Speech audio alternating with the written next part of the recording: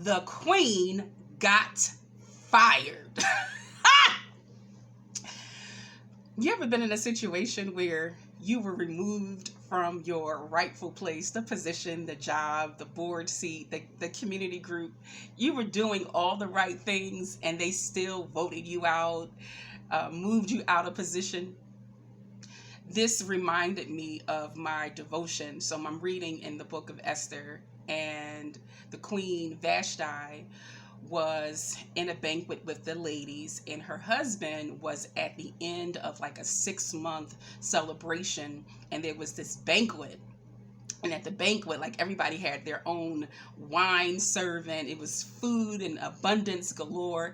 And so in the midst of him and his celebration and probably drinking and stinking and having fun and, being less polished, he decides in the midst of the party, hey, where my wife at? Like, let me bring her in here and show her off to all of you so that you can see how beautiful she is. So he goes and summons the queen Vashti and says, come in here and kind of show off for my friends. So she's in the midst of her own banquet with the queens and the ladies, and she's like, no, not doing that. Tell him I'm not coming, right? So the king is completely embarrassed. Like, how does the queen not come when I summon her? He's not taking any responsibility that he's probably stinking and drunk, and it's just not a good environment for a queen to be just looking and standing there. So the end of the story is that he fired his wife. He banned her from the kingdom and got himself another wife. Once upon a time, I worked in corporate America, and I found the job that I absolutely loved. Wasn't so much crazy about the company culture, but the job itself, training, development, travel, budgeting, creating content. Like, that was when I found my purpose and what I was born to do in that job.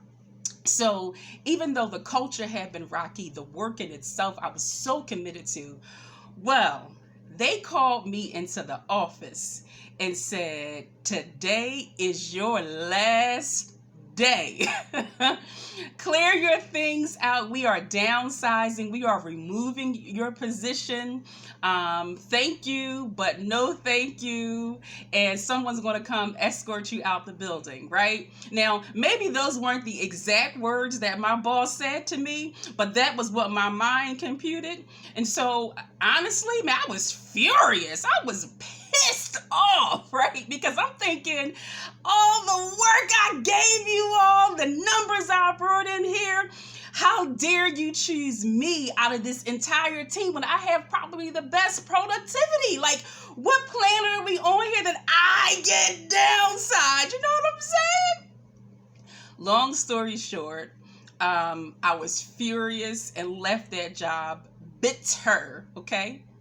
I wanted to share that because just like Queen Vashti did not deserve to lose her rightful place in the kingdom. I mean, she did not want to be a toy in that kind of environment. By all means, she was the queen. I had been working hard and been dedicated and serving in that job, getting good results, and still you choose me to remove.